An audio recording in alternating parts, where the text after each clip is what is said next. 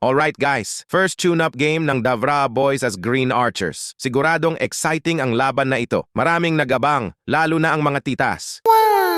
Grabe ang pinamalas nilang husay. Naghalimaw si JM Air Sanoria. Hali kayo, samahan niyo ako hanggang dulo. For more videos of Davra Boys, please subscribe.